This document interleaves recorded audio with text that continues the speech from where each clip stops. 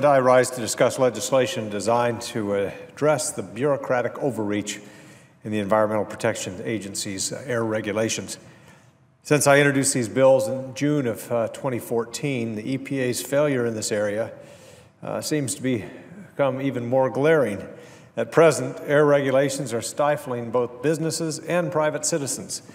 They are negatively impacting our economy. Let me say from the outset, we all want clean air. All of us are in favor of protecting the environment and the air that we breathe. And I think that we are not in favor of an EPA that places surreal regulations over common sense. So today I'm introducing three bills: the CLEAR Act, the ORDEAL Act, and the agency PAYGO, for greenhouse gases.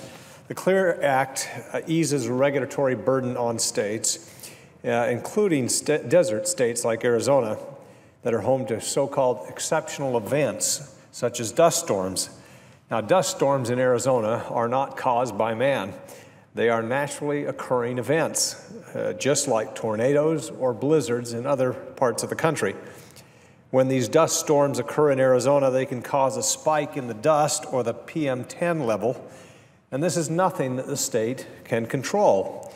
Yet this blip can cause Arizona and other affected states to fall out of compliance with the federal air quality standards. Again, this is through no fault of their own.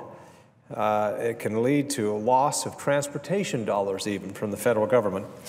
And thanks to EPA rules, states end up wasting and spending vast amounts of manpower, countless work hours, and lots of taxpayer dollars just on reviews and appeals for events that they cannot control or avoid.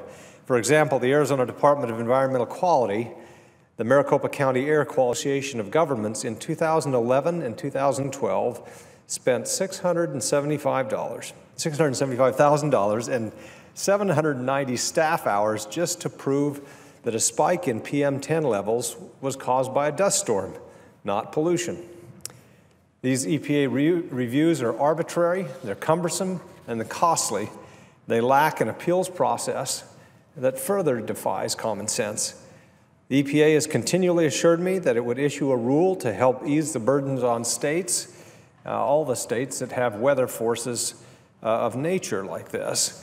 Yet despite these promises, the EPA has continued to backtrack and shift deadlines, and to date has not issued a workable proposed rule. My legislation, the CLEAR Act, would require the EPA to move forward with a rulemaking, and it would require decisions on such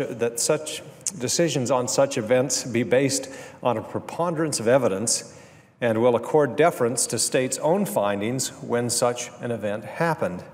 It would also require the EPA to review states' exceptional events documentation within a reasonable time period of 90 days instead of dragging out the process. Part of the cost is just due to the EPA dragging out the process here. These practical fixes will alleviate the undue hardship on the states that the states are already having to deal with, and when we have to deal with the effects of these natural events. Second, the ORDEAL Act. The ORDEAL Act attempts to halt the EPA's unnecessary ozone standard reduction until 2018. When the EPA reduced its permitted ozone standards in 2008, counties across the country that were in non-attainment were forced to enact expensive and complicated compliance plans. Now, relying on a dubious scientific basis, the EPA has proposed lowering the ozone standards even further to 65 parts per billion, while accepting comments on lowering it to 60 parts per billion. By some estimates, this proposal to lower the ozone level may be the most expensive regulation in EPA history, and that's saying something, costing as much as $1.7 trillion. And lowering ozone standards from 75 parts to 65 parts per billion would cost a whopping $140 billion annually. Yet the EPA's own science advisors disagree on the very basis upon which this regulation is built. The ORDEAL Act would stop shaky facts and assumptions from being used as a basis for long-term policy, and will give states the flexibility to implement their own innovative and proactive measures. The bill would also extend air quality standard reviews, including ozone, to a 10-year timeline instead of the current 5 years. Third, agency pay-go. This administration has set its sights on reducing carbon emissions, most recently putting draconian regulations on existing power plants, despite inevitable job losses and spikes in energy costs. In fact, the EPA has placed a mandate on Arizona to reduce 52% of its carbon emissions by 2030. This is unattainable unless Arizonans are forced to greatly reduce their standard of living. The Agency Pay-Go Act that I'm introducing would simply give the EPA a taste of its own medicine by requiring the agency to offset the federal cost of any greenhouse gas rules through equivalent reduction in agency spending. If the EPA proceeds without offsetting these costs from its own budget, the final greenhouse gas rule must be approved by Congress. So it's simply saying, if you can't do this and offset it within your own budget, bring it to Congress and let us approve it. That's how a lot of these regulations need to come anyway.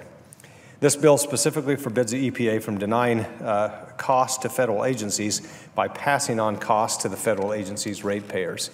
If capital costs are imposed by a greenhouse gas rule, the EPA must offset these costs or get Congress's approval.